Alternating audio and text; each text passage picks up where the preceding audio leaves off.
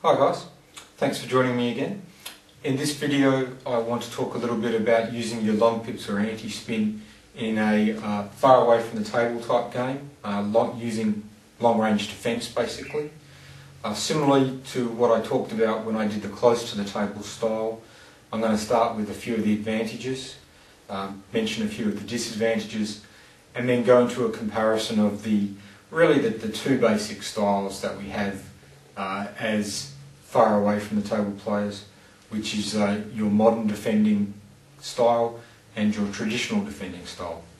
You could also, I guess, as a far away from the table, you could possibly include lobbing, and you could possibly include a far away sort of counter looping fishing type game as well, though you wouldn't usually be using those with a combination bat.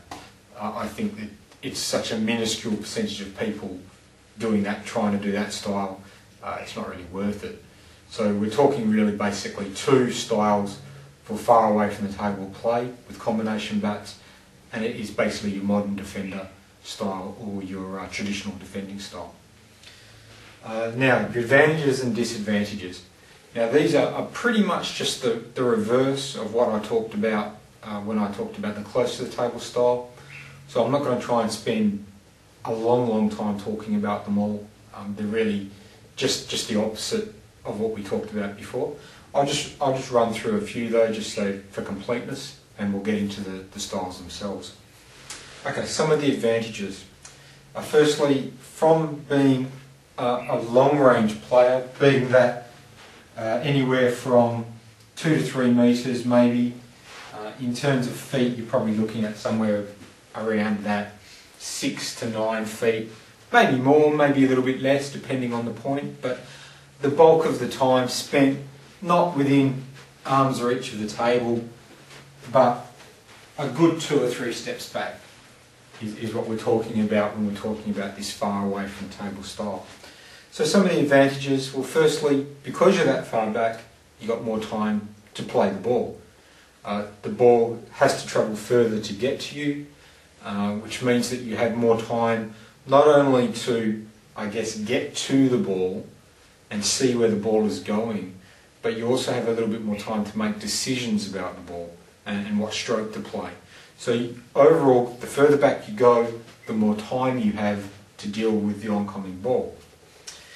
You will also have as an advantage of that as you go back, firstly, the spin on the ball will decrease the further away you go. The spin will get less and less and less and less the longer you wait to take it, the further away you are. So that's an advantage. You're going to have to deal with less spin. Also the pace of the ball, because of air resistance, the pace of the ball is going to decrease a lot. From close to the table, it's not so noticeable, but you take another 2, 3, 4 steps back and you can really notice how much the pace starts to come off the ball as you get a little bit further back. So definite pluses, the speed and the spin will decrease the further away you are. So the ball gets easier to handle. Also, from being further back, you have a little bit more latitude, a little bit more choice in what height you want to take it. If you're playing close to the table, you're pretty much stuck with around about this height here, to be playing it. Now a little bit higher, a little bit lower perhaps, but you don't have a lot of choice.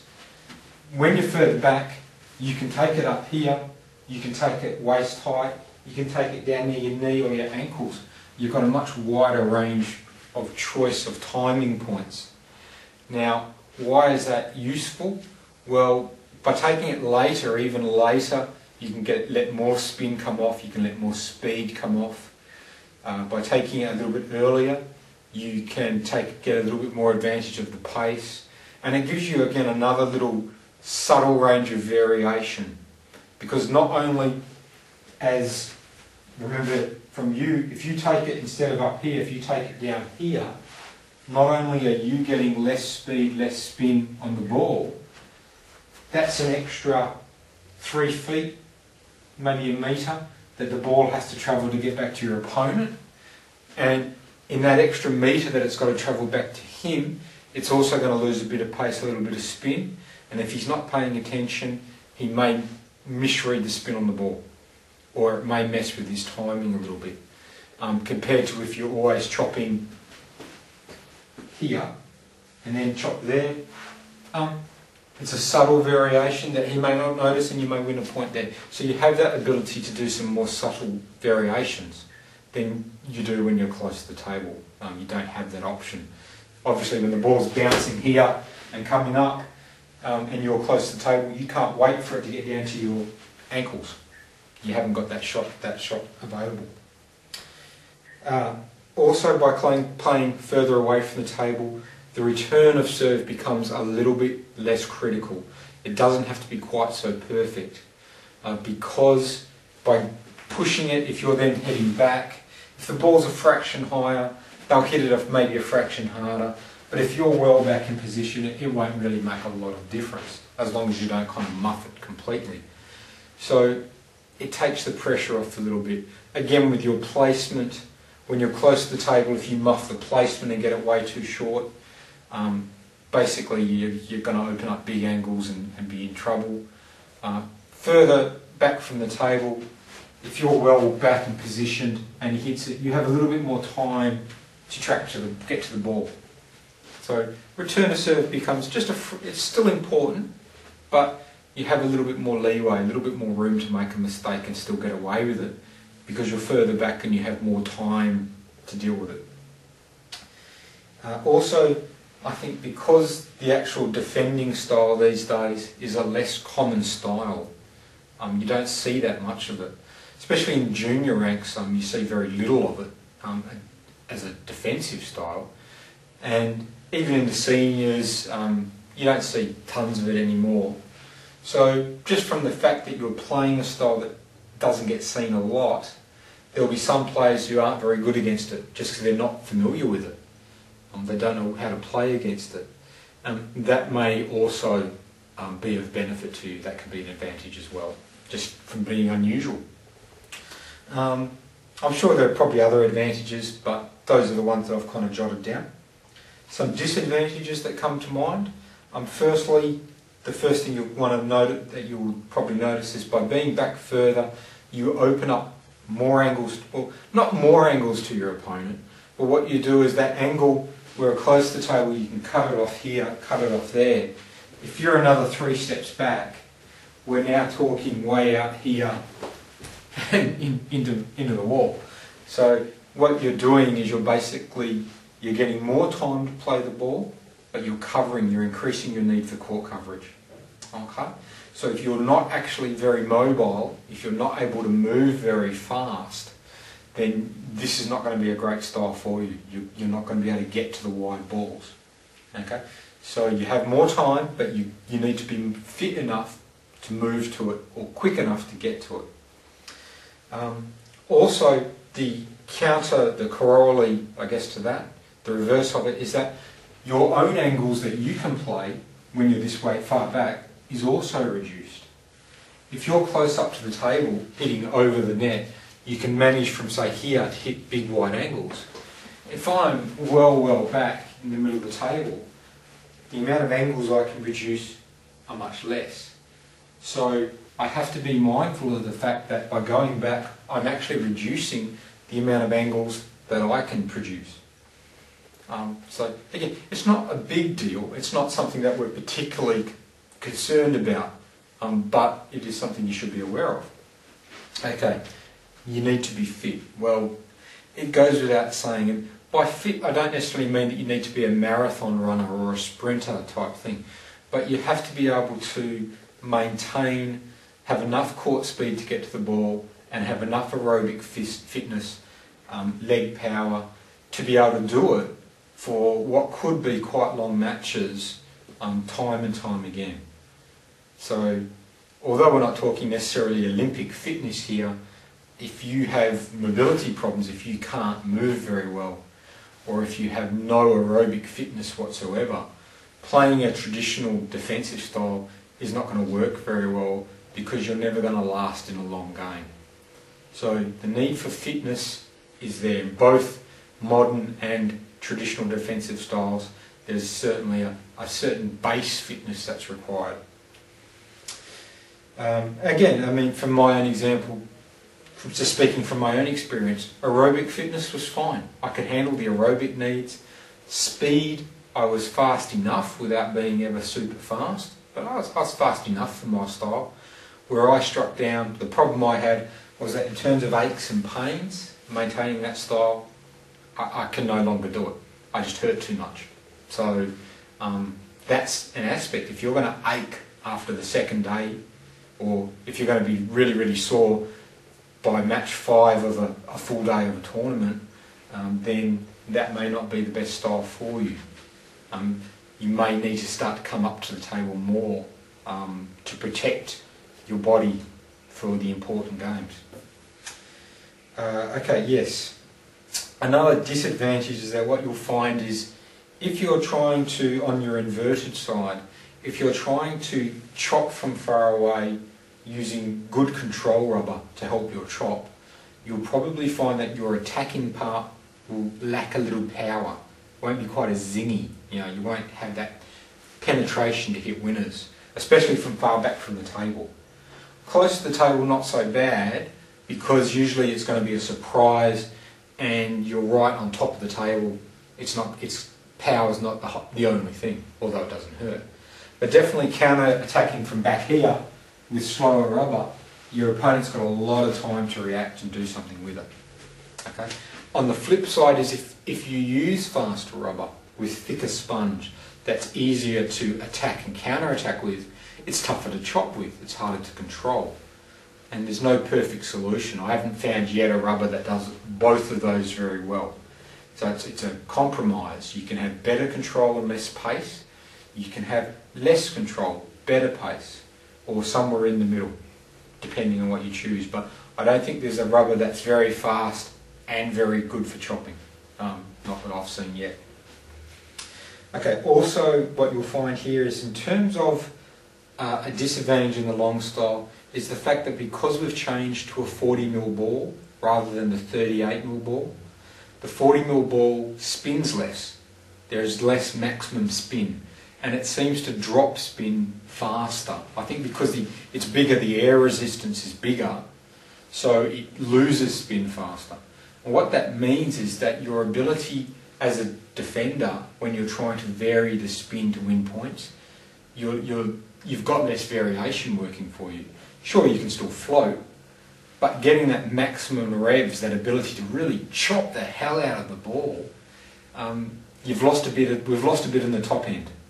It's a bit harder to do that because the ball resistance from so far back, the air resistance cutting down our spin so quickly, by the time it gets to the other end, it's not usually as dangerous as it was back in the 38mm days. So we've certainly lost a bit of our spin variation range towards the top end. Also, this goes a little bit in tune with what I talked about earlier in terms of attacking from far back. Because you're further back, if you're counter-attacking from a long distance, your opponent has more time. The ball's got to travel further than if you're closer up. So he has more time to adjust, to deal with it, and to do something with the ball, which means that your own attacks have to be that much better to keep the pressure on. So, yep, definite disadvantage. Also, as we get a bit older, because you're further away and the pace of your opponent's shot is dropping, it's harder for you to feed off his pace. Whereas when you're close to the table, he hits a good hard shot, you can block, feed off his pace. Once you're 3 steps back, that's not really an option. The pace is going to be going, and if you just block the ball from back here, by the time it gets to his side, there'll be no pace, and he'll hit winners. So you definitely, from further back, you're going to have to make positive strokes. So if you're lacking a little bit of the ability to hit with any power yourself, further back, you're not going to be able to get any counter-attacking power. Another one that's really not, it's not a thing of the style, it's not a problem of the style itself, it's more a problem of the circumstances, is that as a long-range defender, quite often you'll play in areas that have very little court space, that are narrow on the sides. that 2 steps back and you're on the barrier. Okay, that's not really great from a long-range defensive point of view, because you're always chopping on the barrier, you're running into the barrier, you're ending up taking the ball coming up towards your chest, whereas if you had another 2 to 3 metres, another 6 feet, you could take another steps, a couple of steps back and take it at waist. You know? So it's not a problem of the style, it's a problem of the fact that quite often court space is crummy, is terrible, and there's just not enough room to play your style effectively. And there's not a lot you can do about that except go somewhere where the courts are bigger. Not much else you can do. And that's probably enough to go on with, I think, of advantages and disadvantages really of going further back. As you can see, it's kind of a flip side to just standing up to the table, as you would expect. Okay, so let's talk about the 2 basic types of styles for long range play using combination bats. And we're talking about the modern style of play and the traditional defensive style of play. Now I'll start with, I guess, the modern defending style of play and what that's characterised by, and then we'll compare it to the more traditional style. When we're talking about a modern defender, it's in some ways a misnomer. It's not really the correct name. It's modern as in it's the current way these backspin players are playing the game, but it's not really necessarily a defensive player. That's not quite the right name. What they're doing typically is they are using backspin on the ball, and that's why we're getting that defensive name, because they do use a backspin. But what they're doing is they're using it in a very aggressive manner in order to set up their attacks. So typically what you're going to see from a modern defender is you're going to see a fairly fast spinny rubber on the forehand. At the elite level, it's quite often speed glued. I think the common rubber of choice back in the speed glues days was something like Tacky Fire Drive, 1.9mm sponge, good lot of speed glue. And I think that was the sort of stuff that Ju, Si-Hyuk, Chen were using, those kind of rubbers with glue, about 1.9 sponge. Okay. Now what they were doing is, on the flip side, they were using a good long pimpled chopping rubber, typically something like Chen, I think, quite often used Octopus. Ju was using TSP Curl P1-R. Especially with the curl, they're not really wobbly type rubbers. They're not difficult rubbers in terms of the amount of ball wobble and dipping. What they are very, very good at is taking a topspin ball, chopping with the pips, and loading massive amounts of backspin, adding to it even more, and creating a very, very heavy backspin ball with the long pips. Now, what that did was that forced the opponent to take pace off the ball, because if he tried to hit quickly through the ball, he'd go into the bottom of the net or even onto the table. The opponent was therefore forced to lift, take pace off to get height and get it up over the net, and the modern defender was using that heavy backspin, getting the slower, higher return from the opponent, and coming in with his speed glued forehand to hit a counter looping winner. So it was based on really more a backspin heavy chop, occasionally a float, just to keep things honest, to keep the opponent on his toes, and maybe get a missing, but generally heavy backspin, get the slower, weaker return looping from the opponent, counter loop it for a winner, and come in and counter loop on the forehand side. So there wasn't a lot of twiddling going on. They weren't really relying on a lot of spin variation, deception through twiddling. A little, some more than others, but essentially at that high level they're not trying to be deceptive with the pips and anti-spin, or pips and anti-spin versus the inverted. They're not trying to trick the opponent so much as they're trying to force the opponent to play a pattern that they like that sets up their own attack. So it's a very aggressive game, and really what's happening is, in terms of, I guess, the points being won, the point is usually won by heavy backspin, which the opponent doesn't lift enough and puts into the net, or tries to hit too hard, puts into the net. Occasionally less spin that they may put off the end, but generally it's the heavy backspin into the net, or the heavy backspin forcing the weak, lifted, still a loop, but it's a lifted loop with more arc, bouncing up nice and high for the modern defender player to counter loop for a winner. That was the bulk of their aggressive play. Now in terms of pressure, remember I've been talking about pressure at high levels. Where these guys are applying pressure is they're putting an overwhelming amount of pressure via very aggressive backspin, very heavy backspin play, taking any safe option from the opponent, trying to take away his attacking strongly, giving him only the lifting, safer topspin to get the ball up and over, and then allowing themselves to come in and counter hit. So what they're trying to do is they're trying to use an aggressive style of overwhelming pressure, kind of heavy, bang, and then come in and blast the ball for winners. So it's intense, very intense pressure, shorter points compared to a more traditional one. They're not trying to outlast the opponent. They're basically trying to play their own attacking game being set up from heavy backspin. And if they can third ball, they'll go ahead and do that too. You know, but basically they're using backspin to set up the forehand topspin. Now, in comparison, the traditional defender, which you don't see a lot of these days at the top level, there's the guy from Belarus, Chechen.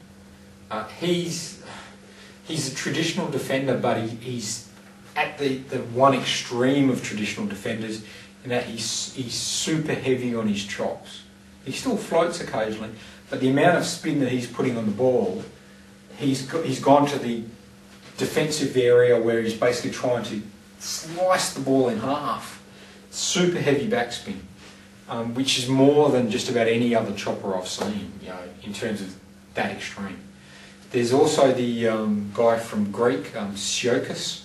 I can't really pronounce it, but it's T-S-I-O-A-K-A-S, something like that. He's a much more traditional type, you know, with good spins on both sides, smooth on both sides, I think, rather than a pips, but not overwhelming spin, but good variation. And there's not really a lot of other traditional defending types that you'll find in the first 300 or 400 of the world that I know about. They're just sort of not there. The power and speed has just kind of taken them out of the game to a certain extent. But what the traditional defenders doing is his points are more often won from spin variation, by tricking the opponent, by deceiving the opponent about the amount of spin. So he tends to use a wider range of spins. He'll use the float, he'll use the medium, he'll use the heavy. He will turn the bat around and use the other side quite often. Some do more, some do less. But you know, that's the amount of twiddling you'll see is definitely more than what you'll see from an elite modern defender. Because the elite modern defender doesn't want to get caught with the pips on his forehand, or very rarely. He just wants to chop there, counter spin here, chop there, counter spin. Occasionally he'll chop on this side as well, but you'll notice that the spin's usually nowhere near as heavy because the rubber was speed glued. And nowadays I think, well, it's speed glue replacement rubbers, but the same principle is it's pretty difficult to put a heavy chop on with a very fast rubber on a fastish blade. So there you go. So yeah, with traditional defenders you'll see a lot more twiddling, and they're using the spin variation, trying to deceive the opponent about whether it's light, medium or heavy spin to win a lot more points.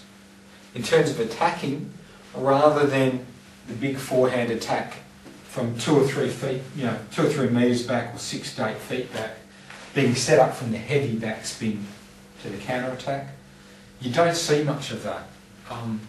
It's usually because the rubbers that these traditional defenders are using are thinner, are not as fast, and counter looping from that distance with them is really low percentage. It doesn't work very well.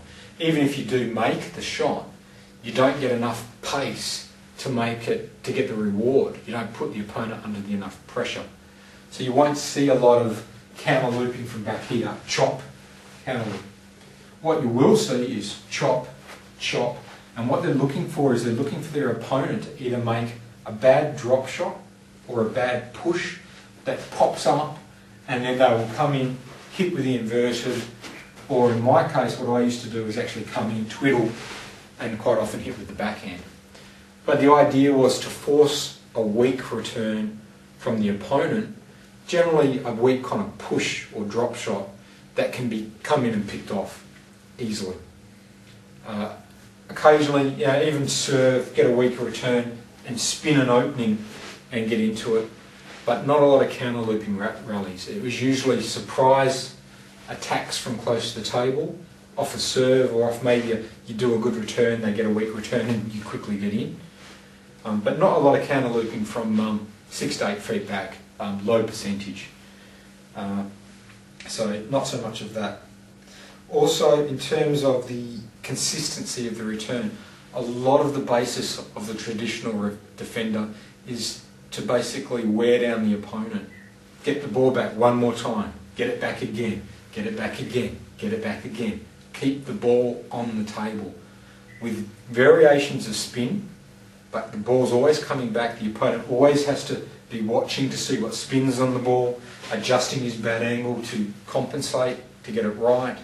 And what you're doing is, in comparison of the overwhelming force of the modern defender's heavy backspin, big forehand, what these guys are like, the traditional defender is more like a boa constrictor, where you apply some pressure and you add a little bit more, and you squeeze a little bit more, and you squeeze a little bit more, and as the match goes on you keep slowly tightening.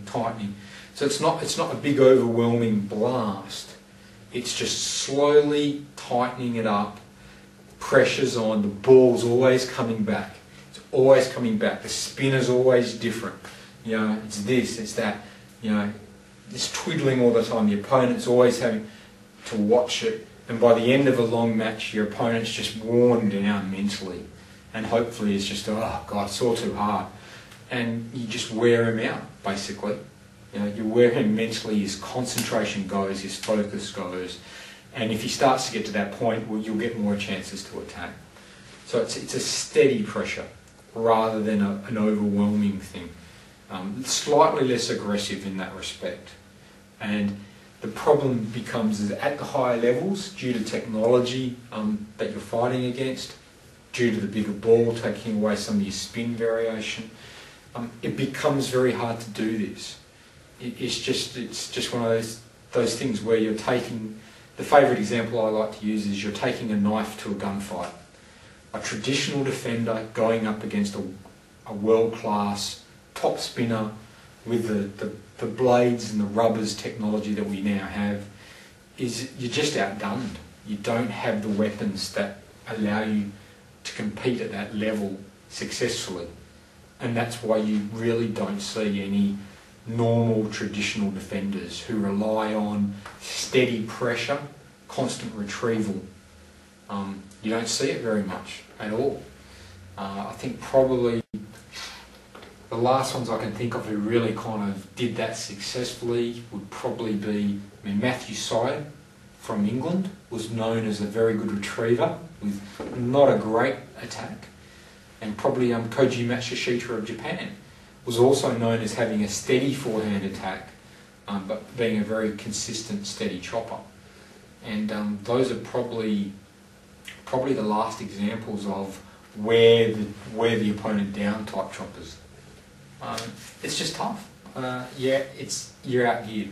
Does that mean that nobody will ever do it in the future? No, there may still be somebody who can do that.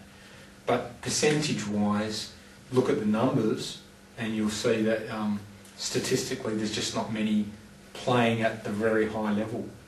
And I don't think it's necessarily a matter of talent. I think it's just a matter of technology-wise, the game no longer favours that style. It's tougher. Therefore you get less people wanting to go into it, therefore we get less people playing it, therefore there are less people at the top as well. And it's a vicious circle. So until some things change, I think this style, the traditional defender style, can be very successful, probably up until the, I think on American ratings, probably 2,400, 2,500, would be where you start to cap out. Because after that you're going to need something a little bit more special to get you further. So yeah, I'd say maybe, and again it's only roughly, maybe 700, 800 in the world, and after that you'd better be pretty special to get any further. I think you'd be doing a lot of training. Is it impossible? No, but it's just real difficult in the men's game to do that. So, in terms of recommendations with these styles, having been a fairly traditional defender who used the backhand to play his aggressive strokes, I was never really a very modern defender. I never had the fitness, and certainly never had the forehand counter loop to pull that off. Who would I recommend these styles for? Well, I think if you're over 30 and you're starting the game, forget about these styles. I don't think they're not the best style to be starting with once you're already over that 30 mark. They both require quite a lot of fitness, and it's only going to get harder as you get older. For the modern defender, fitness is at a premium. You really do have to be quick and intense, and it's very hard work to maintain that. Traditional defender, well, it's not quite so much hard work. You don't have to be quite as fast and quite as dynamic, but technology-wise, you're outgunned. So that's tough. If there was a young player who looked to have aptitude for defensive play, then sure, I'd probably be saying, go with maybe the modern defending style, be aggressive on the forehand, chop heavy on the backhand, and quite possibly you could have a good career going for that. Whether the speed glue replacement rubbers really get to that stage that allowed you to get to the final of the World Championships in 2003, I don't know, but at least if someone's got an aptitude for it and they're young, then I think the modern defender is a viable style that could allow them to go places, even just for the fact that it's not seen still very much. So the sheer unfamiliarity could do a lot of good. Traditional defender, not in the men's game. No, I don't think I'd really recommend it. It's too much going against it. In the women's game, there are some of the Korean women are really basically traditional defenders, and they're up in the top 10 of the women. So it's difference in power basically allows that traditional defender to still be competitive. So if you've got a natural girl defender who looks like that, has really good defence, doesn't like to loop so much or counter loop, but can pick it, I think that's viable. But for most of us sort of like here who are kind of not playing a lot, who are maybe getting to that 35 stage or older, I think either of these styles, if you've already been playing as a traditional defender for a long time, don't change just because you're getting older. You just have to be a bit more canny about how you play it. But if you're 35 and starting, then I probably wouldn't recommend either of these styles to begin with. It's easier to play close up to the table, much more benefits, easier on the body, and you'll be able to maintain it for much longer, I think. So, but again, they're only my thoughts on the subject. You can feel free to ignore them. There are still very good players, someone like Paul Pinkovich of Australia, in his late 50s, still playing a very, very good traditional defensive game against the young guys, and he's still about 800 in the world. So it can be done. But remember that Paul was very, very good to begin with, so he didn't pick it up late. He was a great player in his young days, and he's still a great player now. It doesn't move as fast as he used to, but he's very, very got a lot of court knowledge and experience, and makes up for it for that. But basically those are what I'm thinking in terms of long range play. Those are the advantages, the disadvantages, and the comparison of styles. So if you're already playing one of these styles, I don't necessarily think you have to change. You can still make the most of what you've got. There's no need to just change just because, hey, I say so. But I think be aware that as you get older, both of these styles get a little bit tougher and a little bit tougher. And that's also why you don't see them so much in the older ranks. When the older, with a proviso on that, especially when the older ranks are still playing the younger guys. It's a bit different when you're in, say, the over 70s playing other 70-year-olds who can't hit as hard. Then a traditional defender, well, yeah, you're not playing against someone with a lot of power. But I'm coming from the point of view that, usually as a 40-year-old, 35-year-old, you're still playing the 20-year-olds, or maybe as a 50-year-old trying to play a 25-year-old type thing. Okay, you're going to struggle, as a traditional defender, just because you're really up against it. But a 50-year-old playing another 50-year-old, yeah, maybe. I'd say probably it will be tougher. As I've said in other videos, you don't really seem to lose power until they hit about 71, 72. So even in the late 60s, the attackers still hit a pretty good ball. But once you get to probably that age where they start to drop a bit of power, as a traditional player, you can come back into it a bit more. Now, obviously at 70, you're not going to play as a modern defender. If you can, my hat is off to you. But I think the traditional defenders can then come back a bit more. Someone who's, say, 60 can still hit a pretty fast forehand, good power, and as a traditional defender, you're going to probably still find that pretty hard to cope with. So you'll as they get a bit older and weaker, you'll come back into it. But okay, that's I think enough on these particular subjects. I'm not really trying to say do this or do that. Just my general thoughts on it. And for myself, I'm still quite happy playing my up to the table style, and I'm hoping I'll be able to extend my playing days at a high level, certainly by another 10-20 years maybe, because I don't think I could maintain my traditional defensive play. I could do it for a game or two, but not for a week. So yeah, your experience may be different. So thanks for listening, and I'll be back soon with another video.